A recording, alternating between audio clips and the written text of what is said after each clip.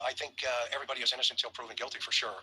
And at this point, there are just, as your reporter pointed out, Brian, that there's just too many moving parts here.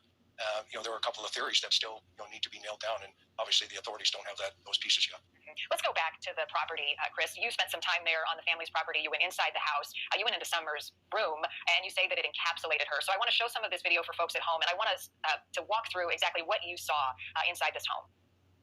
So this is Candace showing me essentially where the boys were sitting. They were sitting right there at that table, looking at that TV, playing video games. Summer went down into the basement. She's pointing to this table here that has basically a crawl space into it. And down into that crawl space goes down into the parents' and Summer's room. So I asked her if she'd take me down there. She did. And so we crawl through there. So now, can I stop you real quick, Chris? So this is the only way to get to Summer's and the parents' room is through this crawl space. Right. This is the way she said Summer went into that basement. Why? Do they have it set up like that? That is a great question. I don't have that answer. Okay. Continue. So we get down there, and of course, this is Summer's room here that you're seeing. All of the items in the back corner belong to Summer. There's a mattress on the floor, the 2 bunk beds. The windows are secured with reflective type of materials. And so you can tell this is, it's pretty striking pretty quickly for a 5-year-old to be in this environment. Chris, the other 3 boys, Summer's brothers, were removed from the home, taken into protective custody. Are they key to understanding anything in this case and her disappearance? Is there a chance that they are able to shine some light on what may have happened?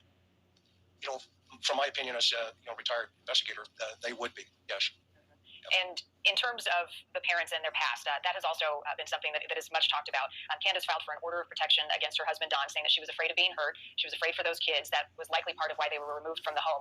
How do investigators take that information and also anything the kids might know and try to piece this puzzle together? Yeah, Marty, that's a great question. So, with a 5-year-old child, obviously time is of the essence. So the first officer on the scene quickly wants to assess, who had last contact, what were those conditions in relationship to that contact, how much time has elapsed before the last person saw the child. And so immediately you want to start talking to the parents and you want to try to separate them. And as you go along, trying to get the information initially about the child, then the parent's background becomes significant in relationship to an investigative process as more resources are arriving on the scene. Chris, police say that there was no evidence of foul play, yet they issued an Amber Alert. How can they be so sure? Well, that's a great question. The investigative process is still, ongoing. It could be an accident. It could be, something, an intentional act of some sort. I think the investigators, and we heard Sheriff Lawson even say today, that everything is still on the table. You have been in contact with the parents, Don and Candace. Are you still in touch with them now? Not currently, no. What's the deal with this red truck? It is potentially a piece of this puzzle. Have you heard anything about the truck? Has it led to any evidence or information for investigators? Well, at this point, TBI has reported that the red truck, they want to try to contact that individual who may have been driving it. There is a witness who is really vague about whether it was around the area on the 14th or the 15th. So it could have been the day before or the day of Summer's disappearance. However, I think what they want to do is just check the box to eliminate that truck. They have eliminated a lot of red trucks in that area. How closely would investigators be looking at family and friends of both Candace and Don, this inner circle of people that they know, especially given the fact that Don has admitted that they had some wrong friends, or at least Candace did? That would be significant. And you want to, again, you want to look at the abduction theory, and you have to think, how high of a risk would a subject who would want to, take a child, a 5-year-old, how high of a risk would that suspect take?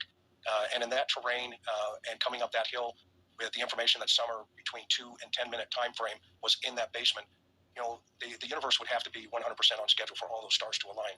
So that's where you want to start, shifting your focus in relationship to, taking a look at the inner circle, who had access to that property and or who had access to the parents.